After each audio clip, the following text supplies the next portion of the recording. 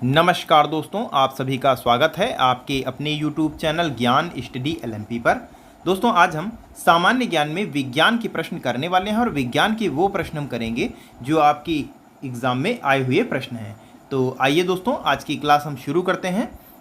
Class शुरू करने से पहले अगर दोस्तों आप चैनल पर पहली बार आए हैं तो चैनल को सब्सक्राइब कर लें, साथ में बेल आइकन को अंडर प्रेस कर लें, जिससे डेली की डेली जो हमारी क्लास होती है उसकी जानकारी आपको मिल सके। तो अब दोस्तों आइए आज की क्लास शुरू करते हैं। आज का हमारा पहला प्रश्न है, ध्वनि का वेग अधिकतम होगा किसमें होगा, ये आपको बताना है। निर्वात में होगा, वायु में, जल में, इस्पात में। तो इस प्रश्न का दोस्तों सही उत्तर हो जाता है, यहाँ पर हमारा सही उत्तर हो जाएगा ऑप्शन डी। दोस्तों यहाँ पर हमारा सही उत्तर हो जाएगा। ध्वनि का वेग सबसे ज़्यादा इस्पात में होता है। इस्पात में ध्वनि तरंगों का वेग 5920 मीटर प्रति सेकंड होता है। और ध्वनि के वेग की अगर हम बात करें निर्वात में क्या रहेगा, तो निर्वात में इसका वेग 0 होता है। वहीं अगर जल की हम बात करें तो 1480 मीटर प्रति सेकंड इसका वेग जल में होता है। तो फिलहाल ध्वनि का वेग अधिकतम पूछा गया है, तो यहाँ पर हमारा डी ऑप्शन यानी इस्पात सही उत्तर हो जाएगा। अगला दोस्तों प्रश्न है, सूर्य पृथ्वी को किस माध्यम द्वारा ऊष्मा देता है। ऑप्शन है आपके विकिरण द्वारा, चालन द्वारा, संवहन द्वारा, विखंडन द्वारा। तो सूर्य पृथ्वी को विकिरण द्वारा ऊष्मा देता है, तो यहाँ पर ए ऑप्शन सही उत्तर हो जाएगा। सूर्य की ऊष्मा विकिरण द्वारा पृथ्वी तक पहुँचती है और ऊष्मा को स्थानांतरित करने के 3 माध्यम होते हैं, चालन, संवहन और विकिरण।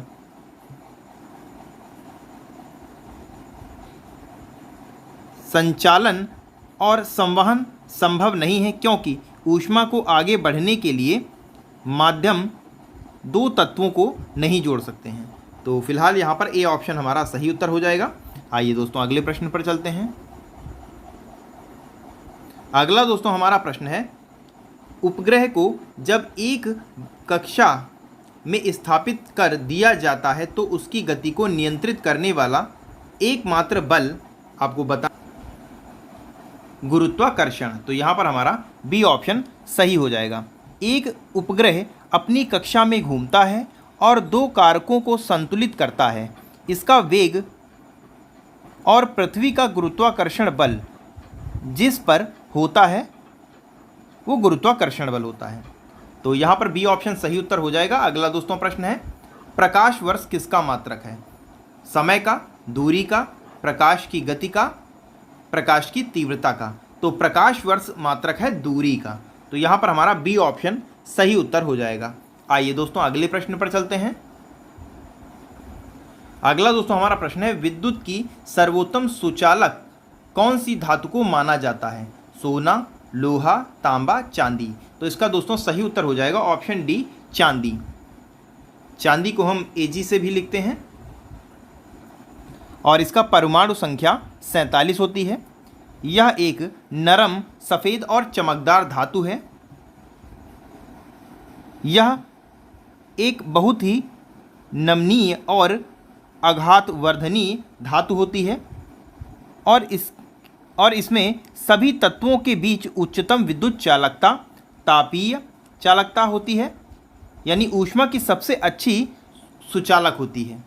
तो यहाँ पर डी ऑप्शन हमारा सही उत्तर हो जाएगा। अगला दोस्तों हमारा प्रश्न है, वाष्पीकरण और द्रवण की संयुक्त प्रक्रिया को क्या कहा जाता है। क्रिस्टलीकरण, उत्सादन, आस्वनीकरण, वर्ण लेखन। तो इसका दोस्तों सही उत्तर हो जाएगा आस्वनीकरण, यानी यहाँ पर हमारा सी ऑप्शन सही उत्तर हो जाता है।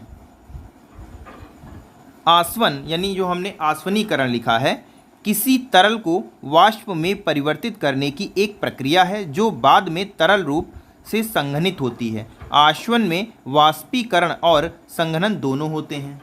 तो यहाँ पर दोस्तों हमारा सी ऑप्शन सही उत्तर हो जाएगा। आइए दोस्तों अगले प्रश्न पर चलते हैं। अगला दोस्तों हमारा प्रश्न है, नीलम और रूबी किसकी प्राकृतिक किस्में हैं? ऑप्शन है आपके एल्युमिनियम हाइड्रोक्साइड, बी ऑप्शन में है एल्युमिनियम ऑक्साइड, सी ऑप्शन में है एल्युमिनियम सल्फाइड और डी ऑप्शन में है एल्युमिनियम कार्बोनेट। तो इसका दोस्तों सही उत्तर हो जाएगा एल्युमिनियम ऑक्साइड, यानी यहाँ पर हमारा बी ऑप्शन सही उत्तर हो जाएगा। नीलम और रूबी की अगर हम सही वैज्ञानिक रूप से कहें तो माणिक और नीलम एक ही खनिज कोरंडम के में होते हैं। दोनों एल्यूमिना और ऑक्सीजन से बने होते हैं, लेकिन वे रंग में भिन्न होते हैं। जब कोरंडम लाल होता है तो इसे माणिक के रूप में वर्गीकृत किया जाता है, और जब यह नीला हो जाता है तो इसे नीलम कहा जाता है। तो यहाँ पर हमारा बी ऑप्शन सही उत्तर हो जाएगा। अगला दोस्तों हमारा प्रश्न है,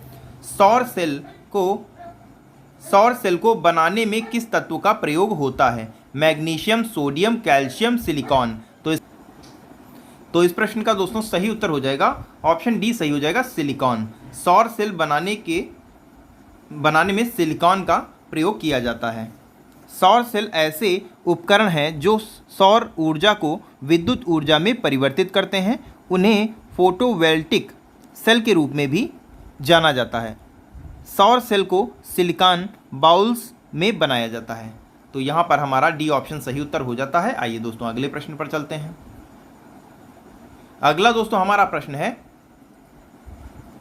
ठोस पदार्थ का सीधे गैसीय अवस्था में परिवर्तन को क्या कहते हैं?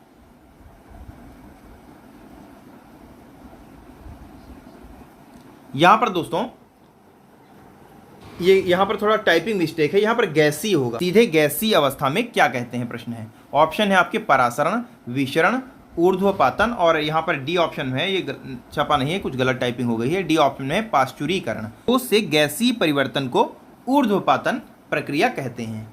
तो यहाँ पर सी ऑप्शन हमारा सही उत्तर हो जाता है। अगला दोस्तों हमारा प्रश्न है, बॉक्साइड किसका प्रमुख अयस्क है?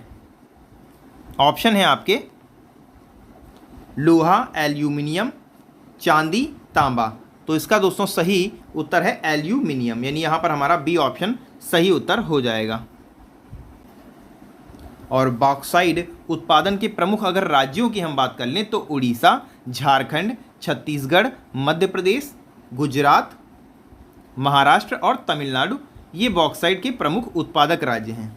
तो बॉक्साइड किसका मुख्य अयस्क है? तो एल्युमिनियम हो जाएगा, बी ऑप्शन सही हो जाएगा। आइए दोस्तों अगले प्रश्न पर चलते हैं। अगला दोस्तों हमारा प्रश्न है, सिगरेट लाइटर में कौन सी गैस का प्रयोग होता है? Butane, methane, ethane, CNG. तो इसका दोस्तों सही उत्तर हो जाएगा, तो इस प्रश्न का दोस्तों सही उत्तर हो जाएगा ऑप्शन ए दोस्तों, इसमें सही हो जाएगा ब्यूटेन। सिगरेट लाइटर में ब्यूटेन गैस का प्रयोग किया जाता है।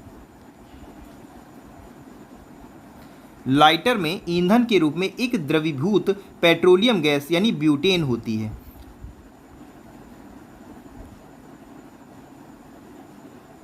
अगला दोस्तों हमारा प्रश्न है, टूटी हुई हड्डियों को जोड़ने में निम्नलिखित में से किसका प्रयोग किया जाता है? सफ़ेद सीमेंट, सफ़ेद लेड, जिंक ऑक्साइड या प्लास्टर ऑफ पेरिस। तो प्लास्टर जो किया जाता है वो दोस्तों प्लास्टर ऑफ पेरिस से होता है। तो यहाँ पर डी ऑप्शन हमारा सही उत्तर हो जाएगा। आइए दोस्तों अगले प्रश्न पर चलते हैं। अगला दोस्तों हमारा प्रश्न है, नाइट्रोजन स्थिरीकरण जीवाणु किस पौधे की जड़ के साथ संयोजन करते हैं? दाल, चावल, गेहूं, गन्ना। तो इस प्रश्न का दोस्तों सही उत्तर हो जाएगा दाल के साथ। तो यहाँ पर ए ऑप्शन सही उत्तर हो जाएगा। अगला दोस्तों हमारा प्रश्न है, डीएनए की द्विकुंडलीय संरचना किसके द्वारा दी गई थी? ऑप्शन है आपके जैकब तथा मोनोड, बी ऑप्शन में है वाटसन तथा क्रिक, सी ऑप्शन में है एचजी खुराना और डी ऑप्शन में है उपरोक्त में से कोई भी नहीं। तो इसका दोस्तों सही उत्तर हो जाएगा वाटसन तथा क्रिक। तो बी ऑप्शन दोस्तों हमारा सही उत्तर हो जाएगा।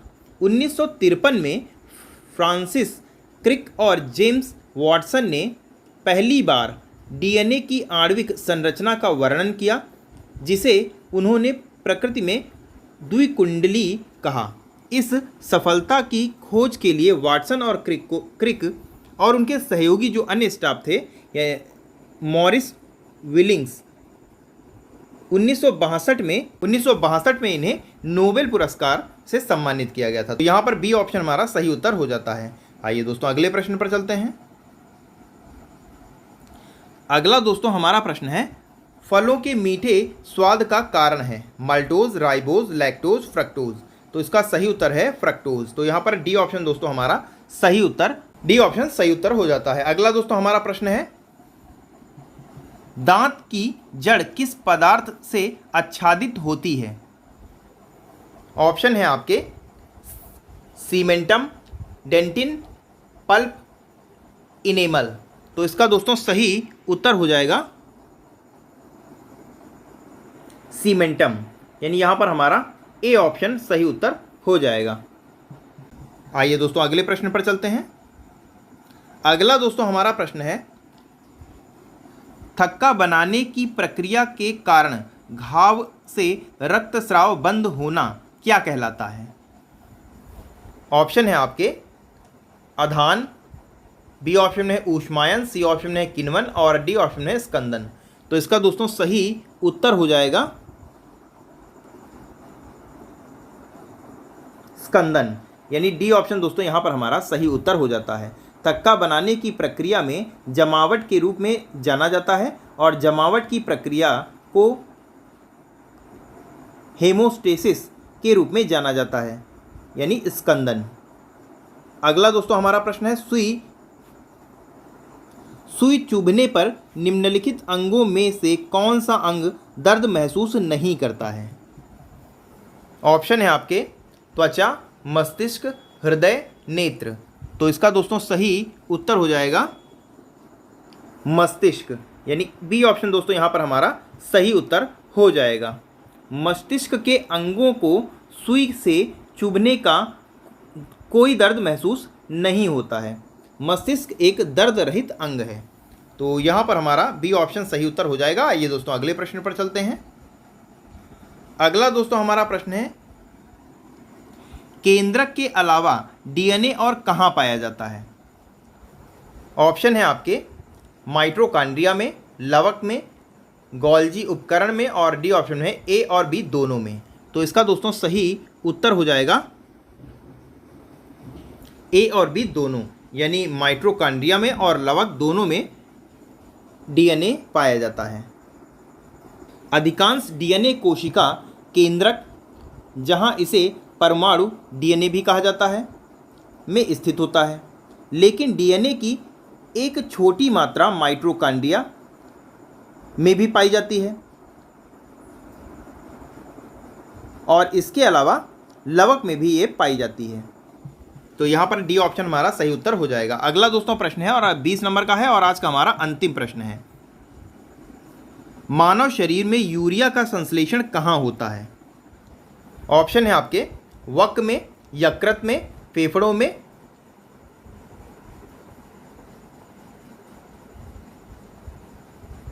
यहाँ पे कुछ ऑप्शन गलत दोस्तों टाइप हो गया है, यहाँ पर कोई ऑप्शन आपका होगा। फिलहाल इस प्रश्न के उत्तर की, सही उत्तर की हम बात करें तो यकृत हमारा सही उत्तर हो जाएगा, यानी बी ऑप्शन दोस्तों हमारा सही उत्तर हो जाएगा। यकृत एकमात्र अंग है जहां यूरिया संश्लेषित होती है और अंततः गुर्दे द्वारा उत्सर्जित होती है। तो यहाँ पर हमारा बी ऑप्शन दोस्तों सही उत्तर हो जाएगा। तो कैसी लगी दोस्तों आज की क्लास, आपको कमेंट करके बताना है। और अगर दोस्तों आज की क्लास आपको पसंद आई हो तो वीडियो को लाइक करें और ज़्यादा से ज़्यादा शेयर करें। और अगर दोस्तों आप चैनल पर पहली बार आए हैं तो चैनल को सब्सक्राइब कर लें, बेल आइकन को अंडर प्रेस कर लें।